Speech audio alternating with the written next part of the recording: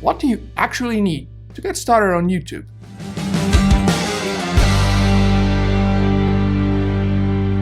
Well, WWDC 2021 is closing in fast, and from the rumors, it seems we're going to be getting a lot of new hardware this year. At least it's rumored that we're going to get new and improved M1X or M2 chips, which, at least in my mind, raises a couple of questions, like, for example, what does your workflow need to look like for you to actually need something that's even more powerful than what the M1 already delivers? But today I want to focus on the other side of that coin, the other side of the scale. Looking at the technology that we have right now, and let's say, for example, that you want to get started making content for YouTube, what can you actually accomplish and what exactly do you need to, get things going? So let's just call this the Apple YouTube Starter Kit 2021. At least, 2021 and a half, midway 2021. Never mind, we'll think about a better name later.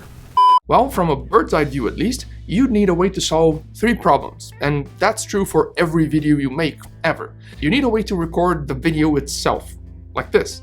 You need a way to record the audio. In this case, I'm using something a little more complicated, and you need a way to edit. It's partially out of frame here, but this is the way that I edit. It's an M1 MacBook Pro. And this process can be enhanced and made more complicated. You could, for example, add in lighting gear. You could add something different to record your audio instead of the built-in microphones on your phone. But the same 3 basic problems are going to need to be solved for every video you produce. Video, audio, and some way to edit. So let's talk budget first, because it always seems to be a really good place to start, right? Okay, so what's the bare minimum? How much do you need to spend to solve those 3 problems?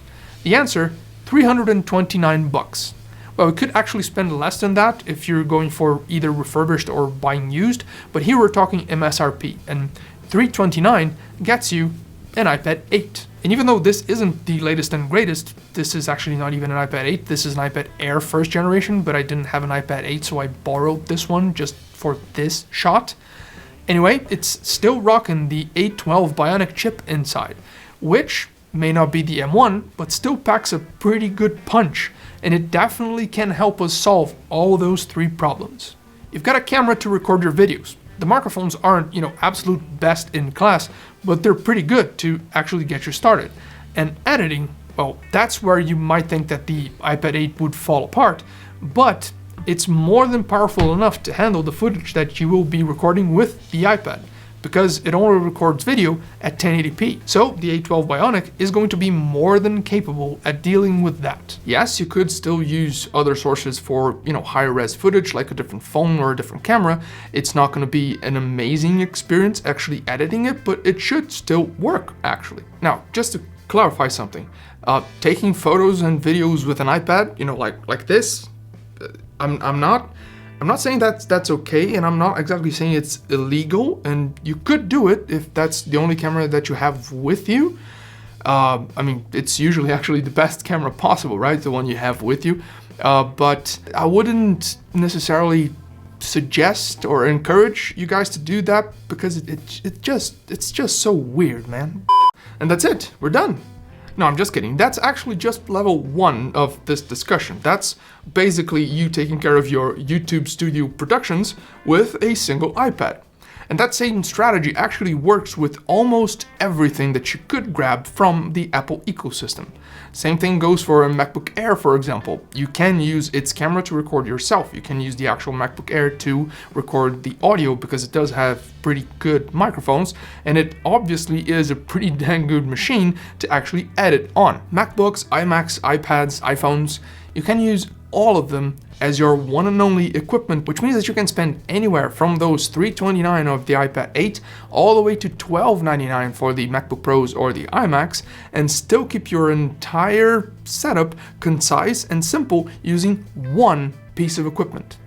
Now, I mentioned that this works with almost everything that you could grab from the Apple ecosystem, and that's because the Mac Mini and the Mac Pro both can't deal with either the first or second problems without some extra help, which gets us into level 2, which would mean using at least 2 or more than 1 piece of equipment to get everything started, which is both where I started and actually where I believe most people are going to start, because, you know, most people already have a phone, so you can use your phone to record everything and then offload all the hard work of editing to a different computer or an iPad in the case that we just established. And yeah, of course, we just established that you could use your iPhone to do all of that by itself. It can definitely both record and be used for editing everything. Hell, you can even use something like this, an Insta360 One X camera, which, you know, 360 footage, offload this to the iPhone through the Insta360 app, edit everything, and then use your iPhone to export the videos to YouTube or whatever platform that you want. It's just that if you're not working with very short videos,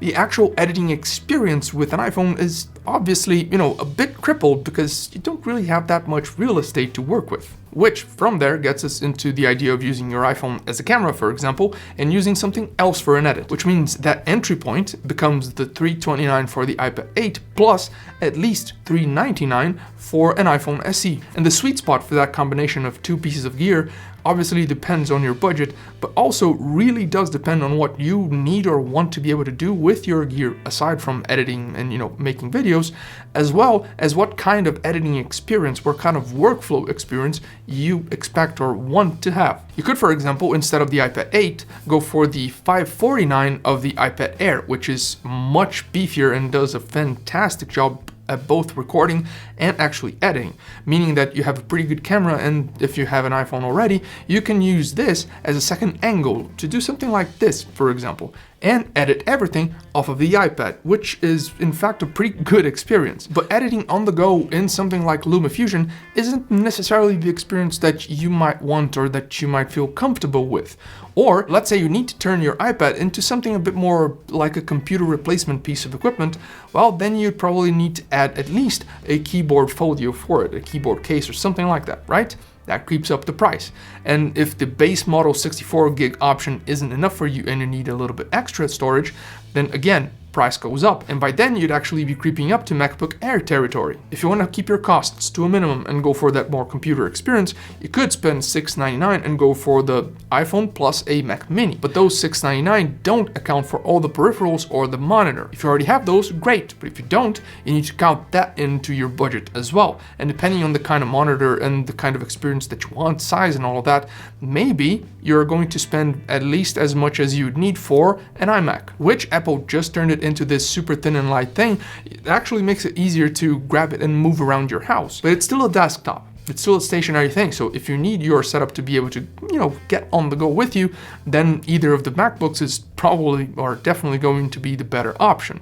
And that list goes on, as you can imagine, because you have multiple options of multiple versions within every one of those pieces of equipment, like storage or memory and that kind of stuff. In my case, the core of the setup is my 13-inch MacBook Pro M1 version, and I use my iPhone to record basically everything. In fact, every single shot, or 99.9% of every shot on every video on the channel, has been recorded with a phone. Yeah, sure, sometimes I do borrow stuff like these iPads for a video like this where I want to prove a point or use this for a bit of show and tell, or maybe I'll borrow something like a second phone to be able to use, you know, 2 angles to do something a little bit different. But this is the main setup. This is what gets everything done. And sure, eventually I did graduate from basically just recording during the day, sitting by the side of a window to use natural light for my videos, to actually using the softbox that I was showing you guys, because it does give you more control over the lighting of your productions, as well as audio, when I stopped just relying on the internal microphones from my phone and started using that Focusrite mic that sits just outside of frame when I'm recording in the studio. And the set itself also evolves because you need to get things moving and keeping things more engaging.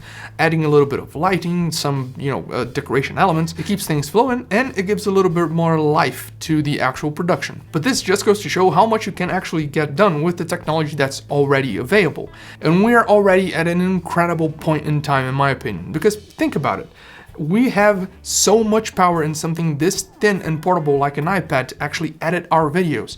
The sheer video quality that you can get out of basically every iPhone, and the amount of power you can get out of something like a M1 chip from any of its, form factors: Mac Minis, iMacs, iPads, iPhones, MacBooks. Sure, it's not an ecosystem without its flaws. Sometimes a couple of dings and a couple of hiccups happen here and there, but as is, it already brings such an experience that, you can't really complain. I am sure as hell super excited to see what Apple is going to unveil in WWDC this year in terms of new hardware, but that's because I'm a technology enthusiast. The truth is, unless I'm dealing with editing multiple streams of 4K 60 FPS HDR video recorded with my iPhone, this 13-inch M1 MacBook Pro with 8 gigs of RAM takes care of basically everything that I throw its way without breaking a sweat. So in truth, unless I actually change this workflow for something that's actually more pro or more evolved, better than just using my phone to record my videos, I wouldn't actually need anything more powerful than what this already delivers. Sure, it'll be awesome to see how and how much they're going to improve upon what the M1 already does, but today's landscape and the current ecosystem probably already delivers much more than what the majority of people would ever need, even for something that can be pretty intensive, like video editing, for example. So back to that main question: what's the Apple YouTube Starter Kit? What do you actually need to get started making videos for YouTube? Turns out it's basically your iPhone or your iPad. So just start, and start simple. Get the ball rolling first, because you do have a wide range of options already available to you, and you don't even need the top tier of any of them to actually, take your first dip into this pond. And then from there, later on, as you go through this path, you can start thinking about how to complicate things, which is also incidentally where we're going to be able to count, and a lot, with the help of today's sponsor, Skillshare. Skillshare is the platform to be able to access information on basically every topic that you could possibly think of, like, for example, filmmaking on your phone or video editing, both of which are like 1000% in line with today's topic, don't you think? As a platform, Skillshare is constantly growing and offers courses from creators and professionals that are easy to digest and that are incredibly powerful to get that ball rolling. You can hone in your skills in filmmaking, you can learn how to better use lighting to set up your own videos, you can learn how to get better at mastering your audio, and so much more. It's a platform that has helped and continues to help countless creators to improve their game. So once you decide which path you're going to take and how you're going to manage this YouTube production thing, then make sure to check out the links down below in the description for a 2-week trial and up to 40% off the annual membership for Skillshare. Because starting everything really is as easy as pressing the record button and then just uploading the video as is to YouTube or whichever platform. But if you can get better at something that you really enjoy doing like this, why not, right? And that's been it. I'm trying something different here and I hope you guys enjoyed it, so share it and check out these other videos that might be of interest to you as well. All the links are down below in the description, but if I missed anything, let me know in the comments or over on Discord. Thanks again to Skillshare for sponsoring today's video. Thank you for watching. This is Gus, and I'll catch you guys later.